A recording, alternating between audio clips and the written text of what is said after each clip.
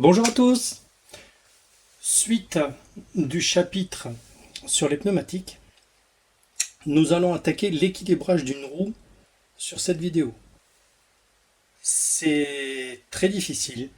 Franchement, faut le coup de main. C'est pas évident. Donc, cette roue est neuve. C'est l'une des roues que je vais utiliser l'année prochaine. Elle est montée à l'avant gauche. Le but et que cette roue va se retrouver à l'endroit où elle va tourner. On ne monte pas une roue qui a été équilibrée à l'avant gauche, à l'avant droit, ou à l'arrière gauche, ou à l'arrière droit. Tout simplement parce qu'il y a plusieurs pièces qui entrent en rotation. Le pneu, la jante, l'axe de roue, l'écrou, le carré de roue, le disque de frein, les cages interdéroulement. Il y a beaucoup de pièces en rotation. La position angulaire du carré de roue sur la jante est du coup très important. Parce que si on a un défaut d'équilibrage sur le disque de frein, à un endroit précis, si on le met à l'opposé, on va déplacer le poids qui est en défaut et on va se retrouver avec un énorme déséquilibre. Donc, avec un feutre, une marque, quelque chose, à la Dremel, ce que vous voulez, vous repérez la position angulaire de la jante sur l'axe de roue et bien sûr l'endroit où elle se monte. On va passer à l'attaque, on enclenche la rotation et on va voir ce que donne une jante neuve.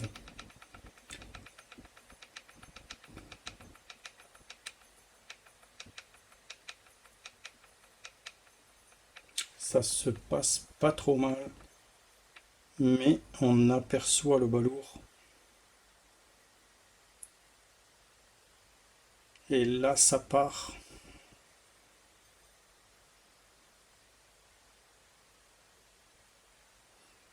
Et elle finit par s'équilibrer. Le problème, c'est que si on n'a pas une roue libre parfaite, on n'aura pas forcément la masse en contrepoids pile en bas. On l'a certainement décalé d'un côté ou de l'autre. Donc, pour voir un peu ce qui se passe, on va mettre une marque rouge sur la jante pour apercevoir à quel endroit il va s'arrêter lors d'une deuxième mise en rotation. Ça va nous éviter de perdre du temps à placer de la pâte au mauvais endroit.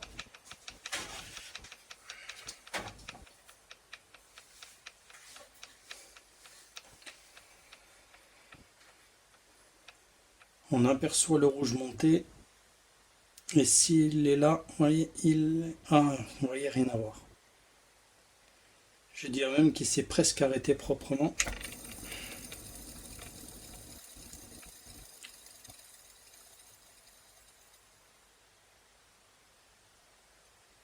Là, il repart vers le bas et on retrouve ce coup-ci le point rouge en bas. Bon, ça fait deux fois en bas, une fois ici. Vous voyez, c'est pas évident.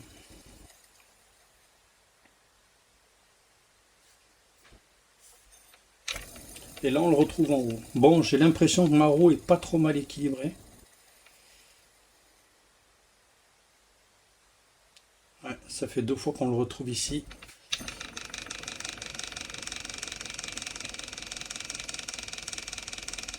J'aimerais pour l'exemple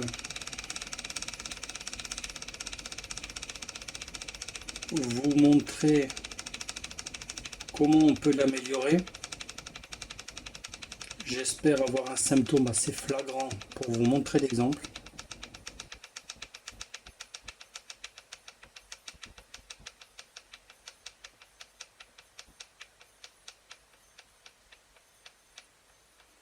Qu'est-ce qui va se passer avec notre fameux point rouge?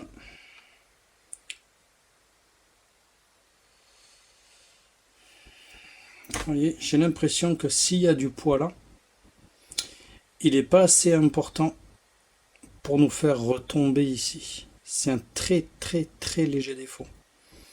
Donc on va tenter le coup, parce que de toute façon la masse de contrepoids, on peut la décoller comme on veut.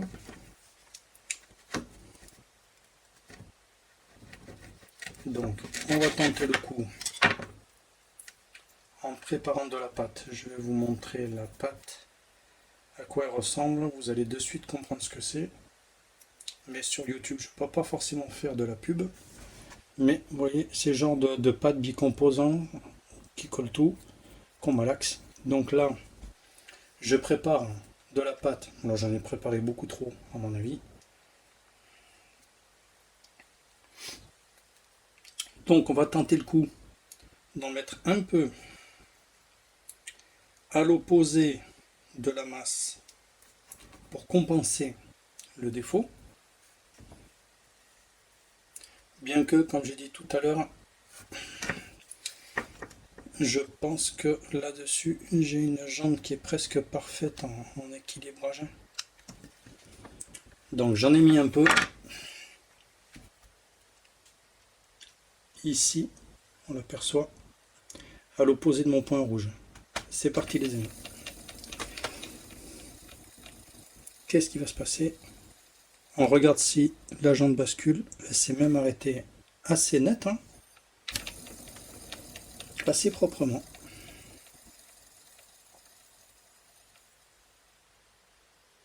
Elle s'est encore arrêtée parfaitement.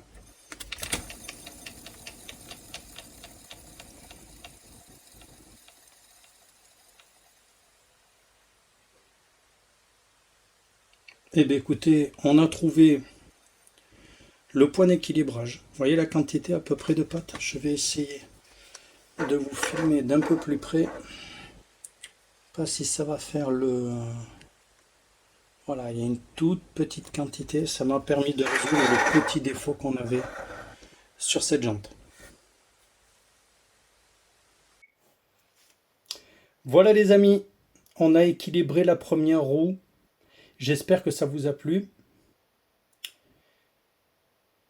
S'il y a des points importants que j'ai pas détaillés dans la vidéo, n'hésitez pas à me poser des questions en commentaire. Vous avez aussi la chaîne Facebook MCR Racing Car avec le même logo. Vous verrez la chaîne assez facilement pour ceux qui ne connaissent pas.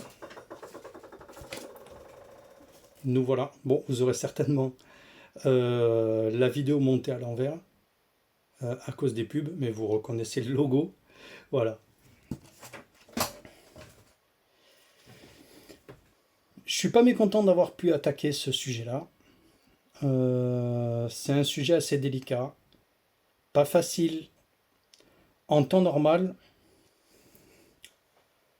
une masse qui est équilibrée en rotation a tendance à vibrer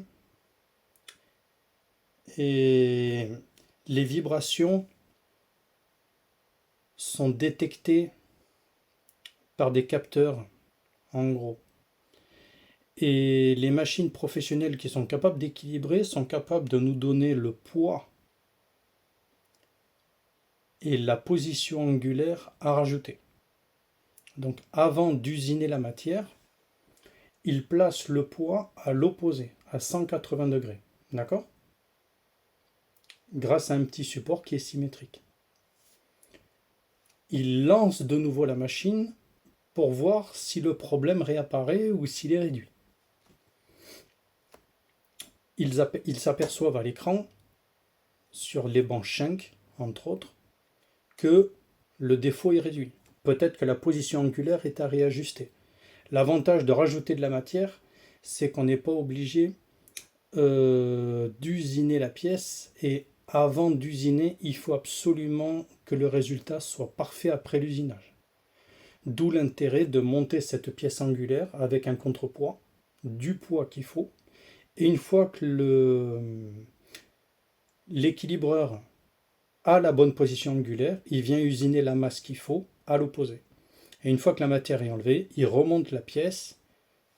Je suis en train de me faire bouffer par les moustiques, désolé, c'est la période. Voilà, petit cours sur l'équilibrage. Donc moi, avec ma jambe qui tourne autour d'un axe et un contrepoids, Vous vous doutez bien qu'on n'est pas au gramme près. La position angulaire, on l'a pas. On va juste se rendre compte ou pas d'un énorme balourd. Sur certaines jantes, j'ai absolument pas réussi à équilibrer. J'ai fait l'essai pour la vidéo sur certaines roues. Comme celle-là, vous vous rendez compte des dégâts. Les pneus sont complètement bouffés, ils ont 10 ans. Je me suis dit, on tente le coup là-dessus. Et l'équilibrage est totalement mauvais. Donc les jantes se déforment, tout est pas bon. C'est vraiment pas terrible, les gars. Alors que sur une jante neuve, je trouve que c'est pas trop mal. Voilà, ben écoutez, j'espère que ça vous a plu. Merci à tous pour vos encouragements. Franchement, je trouve ça super. On a presque fait 1000 vues sur la vidéo des pneumatiques. Je rappelle, attention, parce que grâce au groupe et à l'échange, je me suis rendu compte de mon erreur, je l'avoue, et que l'appareil qui est monté pour les couvertures chauffantes ne peut pas dépasser 10 ampères. Parce que le petit module qui est référencé, il est prévu pour 10 ampères maximum. Et moi, quand on l'a vu sur la dernière vidéo sur Facebook, j'ai mesuré le courant électrique et je consomme 10 ampères pour les 4 roues. Donc autant dire que le boîtier est bon, mais il est limite. Donc je vais certainement monter un relais qui sera capable de supporter de gros courants pour être tranquille et pour fiabiliser mes couvertures chauffantes. Voilà, est-ce qu'il y a un autre sujet qui aurait été abordé? Concernant les pneus, on va parler après de la géométrie. Un grand sujet à mon goût. Je suis en train de me dire, est-ce que je ne ferai pas le sujet avec les mauvais triangles? Parce que mes triangles tardent. Et après, c'est pour moi, je serai obligé de refaire ma géométrie avec les nouveaux triangles. Mais pourquoi pas les faire avec les mauvais? Vous expliquer pourquoi, ça serait pas bête. Why not? Au lieu d'attendre bêtement que mes triangles arrivent, et pareil, ils vont arriver dans 2 mois et ça sera pas terrible. Voilà les gars. Bon, bah écoutez, cette vidéo est finie. N'hésitez pas encore une fois de venir sur Facebook, de me poster des commentaires sur YouTube. J'essaye de surveiller à peu près tous les jours. Pour ceux qui ont des soucis techniques sur leur voiture, pas plus tard qu'aujourd'hui, tu te reconnaîtras, fais-moi un coucou dans les commentaires, sinon ça va chier. Petit souci de démarrage sur une voiture neuve. Et en 20 minutes à peu près, problème résolu. Donc même sur une voiture neuve, si en plus on est débutant ou quoi que ce soit en un cinquième, c'est pas évident. Mais on peut résoudre vos soucis. Donc n'hésitez pas à poster n'importe quelle question, tout ce qu'il y a de plus débile ou peu importe, on s'en fout, on est là dans la bonne humeur, tranquille. Et voilà, bis à tous, à la prochaine et à bientôt.